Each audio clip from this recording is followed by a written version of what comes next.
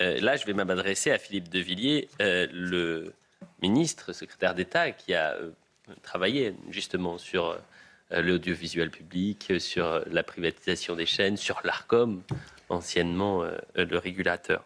L'ARCOM vient de franchir un seuil inédit dans la régulation des chaînes d'information par une décision du 12 juin dernier. Elle met en demeure CNews au motif que la chaîne ne respecterait pas l'exigence d'expression pluraliste des courants de pensée et d'opinion sur le plateau, en prenant en compte un mois de mars 2025, si mes souvenirs sont bons. L'ARCOM s'attaque désormais au traitement de l'actualité dans sa globalité, au-delà de l'obligation d'équilibre des temps de parole, ou d'une séquence controversée qui serait ensuite sanctionnée ou non par le gendarme de l'audiovisuel public. Geoffroy Lejeune. Alors, question très simple, Philippe, selon vous, est-ce que c'est une mise en demeure ou est-ce que c'est une mise à mort programmée? C'est une mise à mort. Et je pèse mes mots. Et je vais vous expliquer pourquoi. Je pense que la liberté d'expression est en péril en France aujourd'hui. La liberté éditoriale, la liberté de penser, la liberté de conscience, et demain peut-être la liberté de se présenter aux élections. Vous avez vu comment Le Cornu explique les ingérences étrangères, etc. Vous avez vu comment le Parlement européen a mis sous sanction Ksenia Federova. C'est-à-dire qu'on met sous sanction des gens qui déplaisent au pouvoir en place. C'est le processus roumain. On parle d'une annulation des élections plus tard pour l'Allemagne, etc. Tout ça ne sent pas bon. Et je le dis ce soir solennellement, pour commencer ma réponse, que les nouveaux héros de notre temps ne sont plus seulement ce que Péguy appelait les pères de famille, si nécessaire, mais aussi les gardiens des hauts lieux de la parole alternative. Et donc CNews est un joyau de la parole alternative, de la parole libre.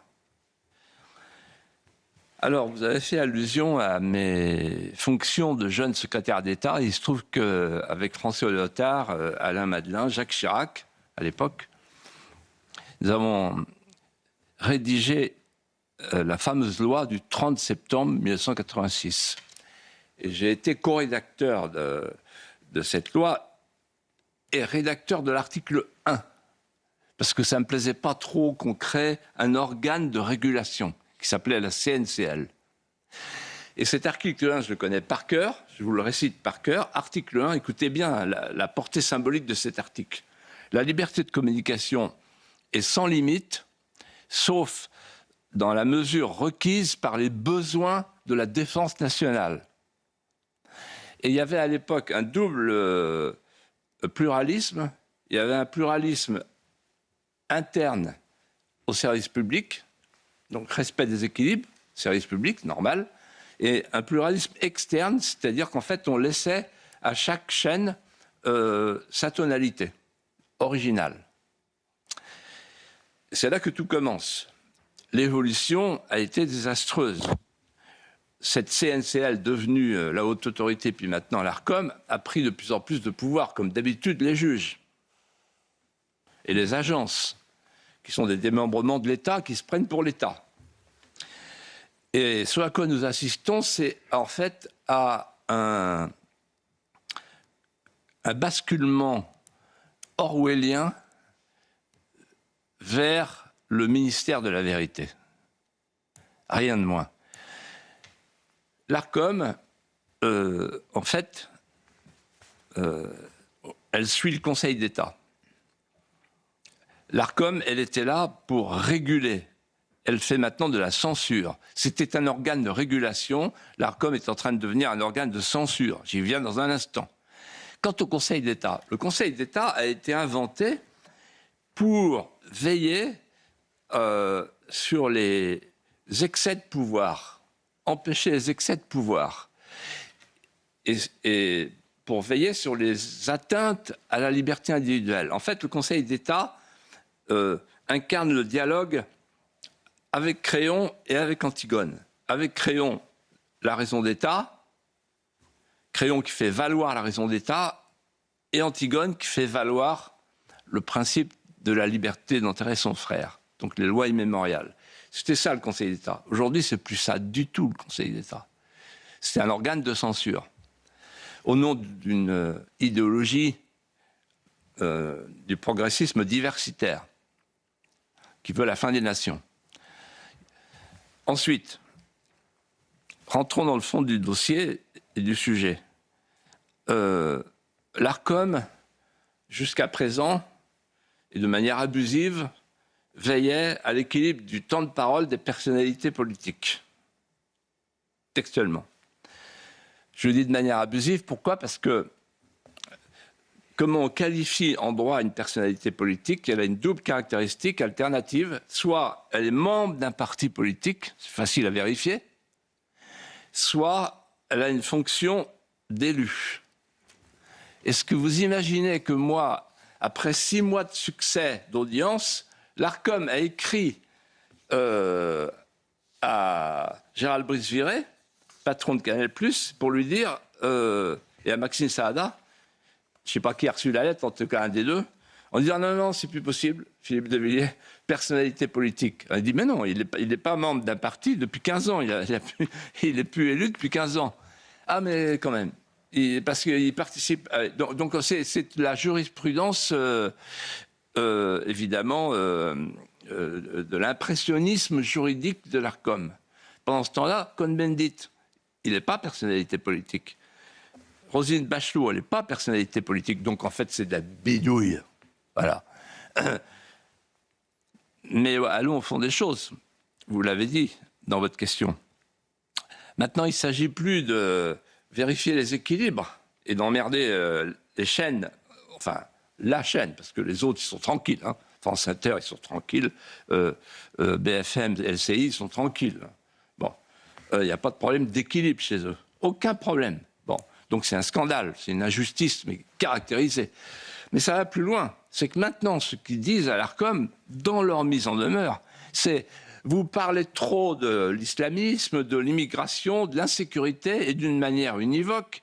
Vous parlez trop de la guerre en Ukraine, vous parlez trop, vous critiquez les magistrats, et la cerise sur le gâteau, vous critiquez de manière univoque la France insoumise. Et là, je me suis dit, qu'est-ce qu'ils veulent, en fait ? Je vais vous dire ce qu'ils veulent. Ils veulent qu'à la rentrée, écoutez-moi bien, on invite sur le plateau tous les vendredis, s'il est disponible, pour m'affronter, pour qu'il y ait un équilibre sur le fond de la ligne éditoriale Bakayoko. À ce moment-là, s'il y a Bakayoko qui dira moi, je veux plus de la Marseillaise, ou faut laisser siffler la Marseillaise, et je dis ah, quand même, monsieur Bakayoko. Et là, l'ARCOM sera content. Bon, parce qu'on aura disparu, en fait. Pourquoi on aura disparu ? Parce que quand un organe de presse perd sa ligne éditoriale pour faire plaisir aux agences comme l'ARCOM, qui sont des officines de la société de surveillance, c'est fini. Et donc, en fait, il faut savoir, pour tout comprendre, qui a porté plainte, qui a saisi l'ARCOM. C'est Reporters sans frontières. Hier soir, je regardais France 2, Caroline Roux, et après avoir interviewé dans un four extraordinaire, dans tous les sens du terme, parce qu'il faisait chaud, Macron, après, sur le plateau, il y avait qui pour commenter ?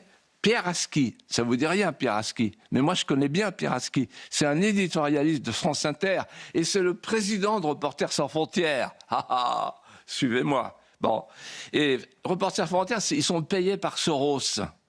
Ils sont 675 000 € à les vérifier. Soros qui veut le contrôle du web. Soros, c'est le mondialiste qui veut la fin des nations, la fin de la famille, la fin de tout ce qui fait la civilisation occidentale. Voilà. Et l'ARCOM, c'est quoi ? Je connais bien son patron. Je dirais simplement que c'est un militant. Allez voir son curriculum vitae. Il a été collaborateur de Fabius, quand même une référence, et il a été le directeur de cabinet d'Aurélie Filippetti, qui était quand même un morceau. Bon. Et donc, en fait, il fait son boulot. Voilà. Il fait son boulot, il est au service d'une officine, au service du pouvoir. J'imagine qu'il s'appelle avec Macron. Voilà. Et j'arrive à la question. Que veut le pouvoir? Et ma réponse est simple. Fermez CNews. Fermez CNews. Vous m'entendez? Vous, les téléspectateurs, vous, les auditeurs d'Europe 1. Moi, je ne suis pas un rigolo de kermesse. Quand je viens ici, c'est pour dire des choses. Ils veulent fermer CNews. Alors, debout. Dressez-vous. Levez-vous. Ils ne pourront pas fermer CNews. Sinon, ça va aller très très mal. Parce que c'est toute la France qui va se lever, au nom de la liberté d'expression. Toute la France qui se lèvera pour dire « Vous êtes en panique, mesdames, messieurs, de toutes les officines du pouvoir. Vous êtes en panique, monsieur Macron, avec vos amis de l'ARCOM. Vous êtes en panique, pourquoi? Parce que votre idéologie progressiste est en train de prendre l'eau. C'est fini pour vous. La bataille culturelle, on est en train de la gagner. » Voilà pour votre regard, Philippe de Villiers. Vous avez cité Malick Bagayoko. Oui. Moi, je serais ravi de le recevoir. Je lui ai proposé des dizaines de fois, même à l'antenne. Et je n'ai pas réussi à l'avoir. Si vous avez son numéro, vous me dites. Moi, je l'ai vu sur une image qui a été Mais non, mais j'ai pas réussi à l'avoir. passée hier, avant-hier par Pascal Christine Kelly ouais. et commentée par Mathieu Bocoté. Et il danse avec Rima Hassan. Eh ben, écoutez. Et il a une agilité, une présence, un charisme. Voilà deux et en fait, vous savez ce que je me disais? Mélenchon, méfie-toi. Ouais. Mais trois personnalités que vous venez de citer qui refusent de répondre à nos sollicitations. Oui, mais je veux dire, Mélenchon, il ne sait pas. Mais Bakayoko, là, tel que je le vois, tel que je le sens, croyez-moi, vous m'en reparlerez. C'est le prochain. Autre sujet à présent, je voudrais qu'on parle d'Éric Tegner. Il nous reste peu de temps, Philippe de Villiers, avant la surprise du début d'émission. Le fondateur et directeur du média, je vais vous lire, c'est ce que je vais faire pour la première fois, je ne vais pas écrire, je vais vous lire une partie de la dépêche de l'AFP. Vous allez me dire si c'est média de confiance.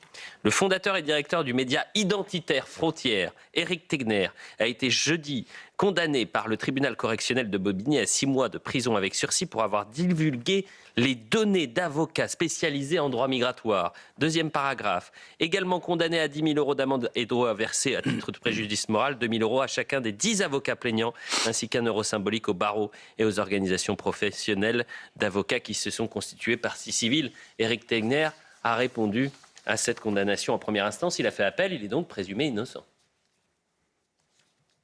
Vient d'être condamné à 6 mois de prison avec sursis. 6 mois de prison avec une sursis. C'est une totale dinguerie. Donc en gros, on est dans un pays où il y a des pédocriminels du périscolaire qui prennent moins d'1 an de prison avec sursis, mais dans lequel il y a des journalistes comme moi qui sont condamnés pour une enquête sur les fondements. Je vais vous raconter sur les fondements de la loi Samuel Paty. C'est une énorme dinguerie. À 6 mois de prison avec sursis et 10 000 euros d'amende. Donc je vous explique.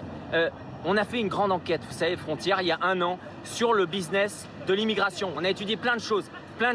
On n'a pas été attaqué pour diffamation. On n'a pas été condamné pour diffamation. Et notamment dans cette enquête, eh bien, il y avait la question des avocats en droit des étrangers. Parce qu'à chaque fois que vous êtes en colère, que vous ne comprenez pas pourquoi il y a un clandestin sous OQTF, violeur, multirécidiviste qui n'est pas expulsé dans son pays, vous ne comprenez pas. Eh bien, nous, on a fait une enquête pour comprendre ce qui se passait. Et un des maillons de la chaîne, pas le principal, pas l'unique, eh bien, ce sont certains avocats en droit des étrangers. Mais ça, visiblement, il n'y a pas le droit d'en parler. Pourquoi souhaitiez-vous parler de l'affaire donc d'Éric Tegner? C'est stupéfiant. Alors, je vais essayer de dire les choses en termes simples. Ce que j'ai compris. En fait, Éric Tegner et son magazine Frontières, que je recommande, qui est remarquable, toute l'équipe est allée explorer une situation qui est tout à fait extraordinaire. C'est la situation des clandestins qui veulent se faire régulariser et qui font appel à des avocats dont c'est devenu la spécialité, qui ne veulent pas être connus du grand public, mais qui font leur beurre. En tout cas, ils touchent des sous pour défendre les clandestins, pour les faire régulariser. Bon. là, qu'est-ce qui s'est passé? Donc Frontière raconte cette manière de faire, de régulariser les clandestins, grâce à une utilisation du droit habile, mais redoutable et contraire à l'intérêt national. Contraire à l'intérêt national. Au lieu de renvoyer les clandestins chez eux, l'État donne de l'argent du contribuable, parce que c'est l'argent du contribuable, c'est l'aide juridictionnelle. L'aide juridictionnelle, c'est nous qui payons. Donc en fait, nous payons des avocats pour qu'ils défendent des clandestins pour les régulariser. Et ensuite, ils sont régularisés par les juges, évidemment, qui sont du côté des clandestins. Et là, ce que je veux ajouter, c'est que, en regardant le jugement, je suis tombé de ma chaise en voyant que Éric Tegner, il n'est pas condamné pour diffamation, il est condamné dans le cadre de la loi Samuel Paty. C'est-à-dire qu'en fait, le juge en question, qui s'appelle Youssef Bader, qui est très connu, puisque c'est quelqu'un qui est très élancé dans les questions qui touchent à l'immigration, etc.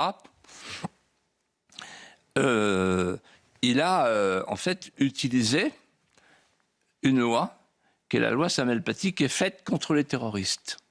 Et donc, en fait, on a appliqué à Éric Tegner, qu'on vient d'entendre, la loi qu'on utilise contre les terroristes. C'est une honte. C'est une honte pour la justice française, c'est une honte pour les juges qui font n'importe quoi. En revanche, ce que je voudrais dire, c'est que moi, je suis fier d'être à CNews, avec des gens comme vous, et avec des gens comme Éric Tegner. Frontière, quelle belle émission.